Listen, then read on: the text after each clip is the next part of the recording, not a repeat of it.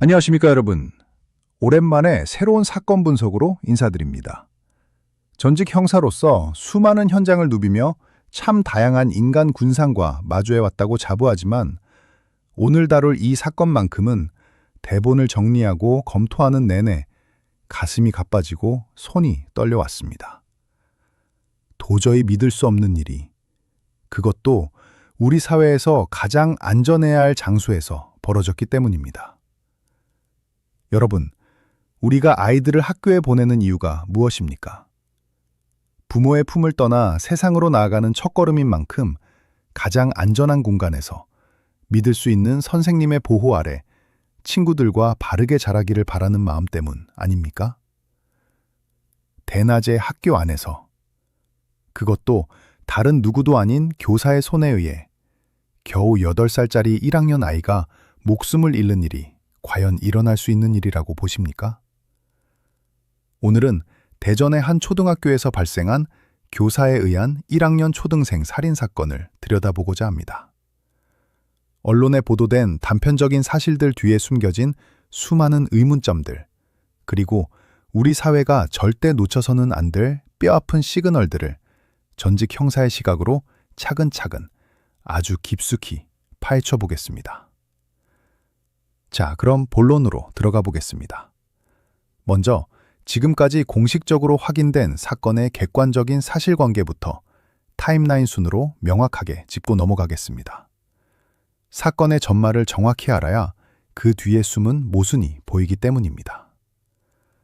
사건이 발생한 것은 지난 2월 10일 오후였습니다. 피해자는 이제 막 학교 생활에 재미를 붙인 초등학교 1학년 여학생 하늘이었습니다. 하늘이는 평소 월요일부터 목요일까지 정규 수업이 끝나면 곧바로 돌봄 교실로 이동해 방과 후 시간을 보냈다고 합니다. 사건 당일도 여느 때와 다름없는 평범한 하루였습니다. 오후 1시까지 1학년 2반에서 정규 수업을 마치고 2층에 있는 돌봄 교실인 2학년 3반 교실로 올라가 오후 시간을 보내고 있었습니다. 방과 후 학원차가 오기 전까지 약 3시간 동안 이곳에서 머무는 일정이었습니다. 대개 돌봄교실의 아이들이 하나둘 집으로 돌아가고 나면 오후 늦은 시간에는 하늘이와 돌봄교실 전담 선생님 단둘만 남는 경우가 많았다고 합니다. 하늘이는 평소 선생님과 같이 있는 게 너무 좋다며 이 시간을 전혀 힘들어하지 않았다고 해요. 그런데 사건 당일, 학원차가 올 시간인 오후 4시 40분쯤 학원 실장님이 하늘이를 데려가기 위해 돌봄교실로 전화를 걸면서 상황이 급변합니다. 원래 지침대로라면 학원 차량이 도착했을 때 아이를 아래로 내려보내야 하는데 하늘이가 내려오지 않은 겁니다. 약 10분이 지나도 아이가 보이지 않자 학원 측에서 학교와 통화했고 이때부터 하늘이가 학교 안에서 갑자기 사라졌다는 사실이 드러났습니다. 약 10분 이상 아이의 행방이 묘연해진 상태였습니다. 가족들은 즉시 전력 질주해 학교로 달려왔고 경찰에 실종 신고를 냈습니다. 경찰과 가족들이 학교 내부와 주변을 샅샅이 수색하기 시작했으나 넓은 학교 건물 안에서 아이의 흔적은 쉽게 발견되지 않았습니다. 실종 시간은 계속 길어지고 있었죠. 그러던 중 결정적인 단서가 잡힙니다. 평소 걱정스러운 마음에 하늘이의 아버지가 아이의 휴대전화에 설치해둔 실시간 통화 녹음 및 위치 추적 어플이 있었습니다. 아버지가 현장에서 그 녹음 파일을 확인해 보니 외부가 아니라 학교 내부에서 무언가 끔찍한 일이 벌어지고 있음을 직감하게 하는 음성이 담겨 있었습니다. 하늘이의 목숨이 위태로운 상황임을 짐작케 하는 한 성인 여성의 거친 숨소리가 들린 겁니다. 마치 100m를 전력 질주한 것 같은 거친 숨소리와 함께 무언가 서랍을 다급하게 여닫는 소리만 가득 울려 퍼지고 있었습니다. 결국 오후 6시 35분경 실종 신고가 접수되고 수색을 벌인 지 약 1시간 30분 만에 학교 2층 시청각실 구석에 있는 좁은 창고 안에서 하늘이가 발견되었습니다. 하지만 안타깝게도 하늘이는 이미 심정지 상태였고 병원으로 긴급 이송되었으나 끝내 숨을 거두고 말았습니다. 현장에서 경찰에 체포된 피의자는 놀랍게도 이 학교에서 20년 넘게 근무한 베테랑 교사이자 당시 2학년 담임을 맡고 있던 40대 여성 명모 씨였습니다. 명 씨는 범행 직후 자해를 시도해 피를 흘린 채 하늘이 곁에 누워 있다가 문을 부수고 들어온 가족과 경찰에 의해 검거되었습니다. 국립과학수사연구원의 부검 결과 하늘이의 사인은 다발성 예기 손상으로 밝혀졌습니다. 즉, 날카로운 흉기에 온몸을 수십 차례, 목과 등, 손까지 과도하게 찔려 과다출혈로 사망한 것이었습니다. 자, 공식적인 사실관계는 여기까지입니다. 지금부터가 진짜 우리가 주목해야 할 부분입니다. 이 사건을 단순한 정신질환자의 우발적인 돌발 범행으로 치부하고 넘어가기에는 이상한 점이 한두 가지가 아닙니다. 잠깐만요. 여기서 첫 번째 의문을 제기하지 않을 수가 없습니다. 가해자인 교사 명 씨는 체포된 이후 경찰의 초기 조사에서 뭐라고 진술했는지 아십니까? 시청각실 바로 앞에 있는 돌봄교실에서 학생들이 수업을 마치고 갈 때 어떤 아이든 상관없었다. 같이 죽을 생각으로 맨 마지막에 나오는 아이에게 책을 준다고 유인했다. 라고 진술했습니다. 정말 이게 지나가던 아무나 걸려라 식의 아무런 계획 없는 묻지마 범죄였을까요? 형사로서 생각해보면 이 진술은 전형적인 책임 회피성 발언이거나 본인의 잔혹함과 치밀함을 감추기 위한 일종의 연막 전술일 가능성이 매우 높습니다. 자, 피의자의 당일 동선을 우리 상식의 선에서 한번 분석해 봅시다. 명 씨는 사건 당일 오후 1시쯤 정규 수업이 끝나고 하늘이가 돌봄교실로 올라가던 바로 그 시간에 학교 밖으로 무단 외출을 감행합니다. 조퇴나 외출 결제도 받지 않은 무단이었습니다. 그리고 본인의 차량을 몰고 학교에서 약 2km 떨어진 한 주방용품점으로 향하죠. 매장 내부 CCTV를 보면 명 씨가 그곳에서 머문 시간은 단 5분이었습니다. 매장에 들어가자마자 주저함 없이 매대를 찾아가 총 길이 28cm, 날 길이만 16cm에 달하는 대형 조리용 칼을 구매합니다. 들어갈 때는 빈손이었던 여자가 나올 때는 검은 봉지를 들고 나옵니다. 이게 무엇을 의미하겠습니까? 범행 도구를 미리 준비했다는 겁니다. 우발적으로 주변에 있는 물건을 휘두른 게 아니라 정규 수업이 끝나자마자 칼을 사러 밖으로 나갔다는 것 자체가 이미 범행에 대한 명확한 의도를 품고 있었다는 증거입니다. 이게 정말 우연입니까? 칼을 구매한 뒤 명 씨가 향한 곳은 자신이 근무하는 교실이 아니었습니다. 바로 2층 시청각실이었습니다. 이곳은 돌봄교실과 불과 20m 떨어진 평소에는 사람의 왕래가 적고 조용한 곳입니다. 명 씨는 그곳에서 칼을 숨긴 채 숨죽이고 기다렸습니다. 언제까지요? 오후 4시 40분. 돌봄교실의 다른 아이들이 모두 집으로 돌아가고 가장 마지막에 혼자 남은 하늘이가 문을 열고 나오는 그 타이밍까지 정확히 기다린 겁니다. 그리고 아이에게 책을 보여주겠다라며 시청각실 창고 안으로 유인했습니다. 흉기를 미리 밖에서 구매해 온 점, 평소 인적이 드문 시청각실 창고를 범행 장소로 선택하고 대기한 점, 그리고 저항 능력이 전혀 없는 초등학교 1학년, 그것도 가장 약한 여아를 마지막까지 기다렸다가 타깃으로 삼은 점. 이 모든 동선이 가리키는 방향은 단 하나, 철저하게 계산된 계획 범죄입니다. 수사 현장에서 본 바로는 범죄자들은 범행을 결심했을 때 결코 자신보다 강한 상대를 고르지 않습니다. 명 씨는 본인이 완벽하게 제어할 수 있고 비명이 밖으로 새어나가지 않을 공간과 개상을 철저히 물색했고 그 잔혹한 레이더망에 걸린 게 안타깝게도 아무 죄 없는 하늘이었던 겁니다. 어떤 아이든 상관없었다는 말은 역설적으로 가장 약해서 반항할 수 없는 아이라면 누구든 죽이겠다는 잔인한 사냥꾼의 심리와 다를 바 없습니다. 그렇다면 두 번째 논점으로 넘어가 보겠습니다. 다음으로 또 하나 신경 쓰이는 부분이 있는데요. 도대체 20년 동안 교직 생활을 하며 장관 표창까지 받았고 학부모 민원 한 건 없었다는 베테랑 교사가 왜 이런 끔찍한 괴물로 변해버린 걸까 하는 의문입니다. 경찰 조사에 따르면 명 씨는 약 5년 전부터 우울증 치료를 받아왔고 최근 증세가 다시 악화되어 사건 전해인 12월 9일에 6개월간의 질병휴직을 신청한 상태였습니다.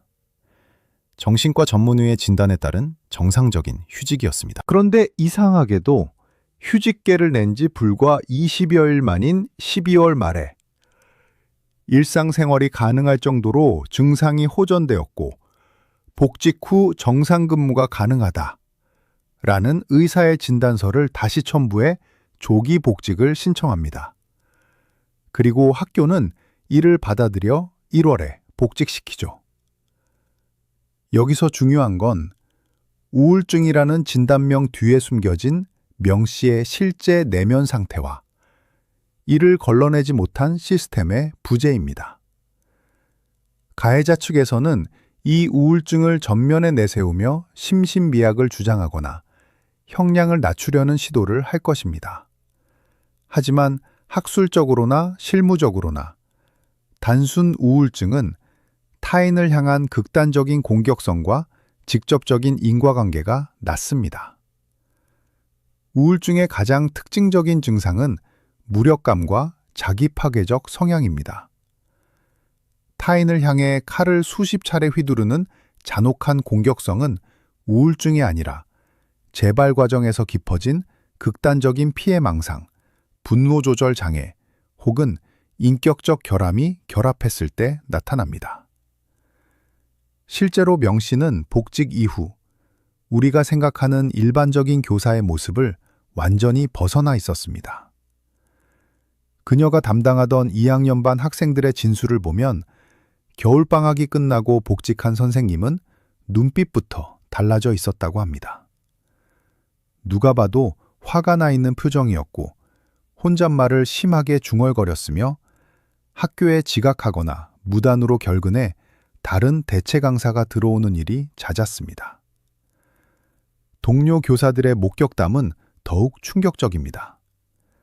출근한 명 씨가 청테이프를 손에 들고 복도를 목적 없이 배회하거나 커터칼을 손에 쥐고 드르륵 드르륵 소리를 내며 동료들을 위협적인 눈빛으로 쳐다보았다고 합니다.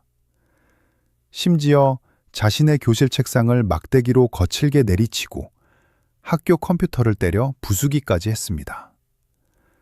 통제불능의 시한폭탄이 학교 안을 돌아다니고 있었던 셈입니다. 결정적인 전조 증상은 사건 사흘 전인 2월 6일에 터졌습니다. 목요일 오후 5시 15분경 퇴근하던 동료 교사가 불이 꺼진 2학년 연구실에서 청테이프를 들고 서성이는 명 씨를 발견하고 걱정스러운 마음에 말을 걸었습니다. 그런데 명 씨가 갑자기 돌변해 그 동료 교사의 팔을 꺾고 목을 조르며 폭행을 가한 겁니다.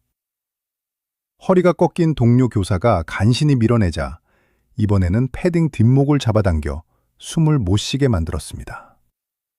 그때 명 씨가 짓눌린 목소리로 뭐라고 했는지 아십니까? 왜 나만 불행해야 해? 너희는 뭔데? 라며 세상과 동료들을 향한 강한 적개심과 피해망상을 드러냈습니다. 대화 도중 남편에게 전화가 오자 나 이혼했어. 집에 가면 아무도 없어. 라며 극도의 고립감을 표출하기도 했습니다. 자, 이 지점에서 우리는 가장 뼈아픈 사회적 문제를 마주하게 됩니다. 학교 안에서 교사가 동료 교사를 폭행하고 청테이프와 칼을 들고 배회하는 이상 행동을 보였습니다. 당연히 교육청과 학교 관리자들에게 보고가 들어갔겠죠? 실제로 교육지원청 담당자가 학교에 나와 상황을 파악했습니다. 그렇다면 즉각적인 직위 해제나 출근 금지 혹은 강제적인 정신건강 진단 같은 강력한 격리 조치가 이루어졌어야 정상 아닙니까? 하지만 그들이 취한 조치는 고작 상황을 파악하고 관찰할 필요가 있다. 연가나 병가를 통해 스스로 분리 조치하도록 권고해라. 수준의 행정 편의주의적 대응이었습니다. 학교라는 조직이 내부의 불미스러운 사건을 외부로 키우기 싫어 쉬쉬하고 절차와 법적 근거만을 따지며 관망하는 사이에 정작 가장 보호받아야 할 학생들은 위험에 완전히 노출되어 있었던 겁니다. 더욱 소름 끼치는 사실은 교육청의 조사 결과에 따라 학교 측이 명 씨에게 다시 질병휴직을 권고하기로 결정한 바로 그 당일이 운명의 2월 10일이었다는 점입니다. 명 씨는 자신이 다시 학교에서 쫓겨나 혼자가 될지 모른다는 극단적인 불안감과 분노 속에서 출근했고 그 분노의 화살을 가장 약한 아동에게 돌려 끔찍한 범행을 저지른 것입니다. 시스템이 작동할 수 있었던 마지막 기회, 골든타임을 우리 사회가 스스로 걷어찬 꼴입니다. 솔직히 말씀드리겠습니다. 이 사건은 결코 막을 수 없었던 돌발적인 천재지변이 아닙니다. 철저하게 막을 수 있었던, 아니 막았어야만 했던 인재입니다. 명 씨의 내면에서 자라난 괴물은 하루아침에 태어난 것이 아닙니다. 5년 전부터 시작된 질환, 그리고 복직 이후 학교 복도에서 청테이프를 감고 커터칼을 만지작거리며 보냈던 수많은 경고 시그널이 있었습니다. 동료 교사가 직접 폭행을 당하며 온몸으로 위험을 알렸습니다. 하지만 우리 사회의 안전망은 너무나도 무력했습니다. 3주 만에 우울증이 완치되었다는 의사의 안일한 진단서 한 장에 면죄부를 주었고 문제가 눈앞에 빤히 보이는데도 행정적 절차와 공무원 특유의 보신주의 뒤에 숨어 관망만 했던 학교 관리자들과 교육청의 태도가 결합해 결국 이 참극을 만들어낸 것입니다. 그 대가가 무엇입니까? 학교가 너무 좋아서, 선생님과 친구들이 좋아서 방과 후에도 싱글벙글 웃으며 학교에 남아있던 8살 하늘이는 차디찬 시청각실 창고바닥에서 홀로 공포에 떨며 숨져갔습니다. 부검 결과 드러난 손에 수많은 칼자국을 생각하면 전직 수사관인 저조차도 눈물이 앞을 가립니다. 그 작은 아이가 살기 위해 자신을 향해 들어오는 그 커다란 칼날을 맨손으로 쥐며 얼마나 처절하게 저항했겠습니까? 그 고통과 공포를 감히 우리가 상상이나 할 수 있겠습니까? 아이를 믿고 학교에 보냈던 부모의 삶은 이제 평생 씻을 수 없는 지옥이 되었습니다. 학교에서 교사가 애를 죽이는데 어떻게 학교를 믿고 보내냐는 유족의 절규에 우리 사회는 과연 무슨 대답을 할 수 있습니까? 현재 피의자 명 씨는 범행 직후 시도한 자해로 인해 중환자실에서 산소호흡기를 단 채 치료를 받고 있습니다. 의식이 온전치 않아 경찰의 대면 조사가 지연되고 있는 상황입니다. 경찰은 의료진과 협의하여 신속하게 조사를 진행하고 구속영장을 집행하겠다고 밝혔지만 이미 한 가정을 파탄내고 죄 없는 아이의 생명을 앗아간 뒤에 뒷북수사일 뿐입니다. 명 씨의 상태가 호전되는 대로 범행 동기와 계획성 여부를 명명백백히 밝혀 법정 최고형으로 단죄해야 마땅합니다. 우리는 이번 사건을 단순한 한 개인의 일탈이나 정신질환 범죄로 소모하고 잊어버려서는 안 됩니다. 교원의 정신건강 관리 시스템이 얼마나 허술한지, 학교 내에서 폭력이나 이상징후가 발생했을 때 학생들과 격리하는 제도가 얼마나 마비되어 있는지 뼈저리게 반성하고 뜯어 고쳐야 합니다. 교사의 권리만큼이나 아이들이 학교에서 안전하게 살아 숨쉴 권리가 비교할 수 없을 만큼 중요하기 때문입니다. 다시는 제2, 제3의 하늘이가 나오지 않도록 법적, 제도적 장치가 마련될 때까지 우리 모두가 감시의 눈을 번쩍이고 목소리를 높여야 합니다. 하늘이가 저 세상에서는 더 이상 아프지 않고 좋아하던 웃음을 마음껏 지을 수 있기를 진심으로 애도합니다. 오늘 분석이 유익하셨거나 우리 사회가 이 문제를 결코 잊지 말아야 한다고 생각하신다면 구독과 좋아요 설정 부탁드립니다. 그리고 댓글로 이 사건과 학교 안전 시스템에 대한 여러분의 소중한 의견을 적극적으로 남겨주시기 바랍니다. 여러분의 작은 관심과 공유가 모여 사회를 바꾸는 거대한 힘이 됩니다. 저는 다음에도 오랜 수사 경험을 바탕으로 미디어가 보도하는 표면적 사실 너머에 숨겨진 사건의 진실과 이면을 들고 다시 찾아뵙겠습니다. 긴 시간 시청해 주셔서 감사합니다.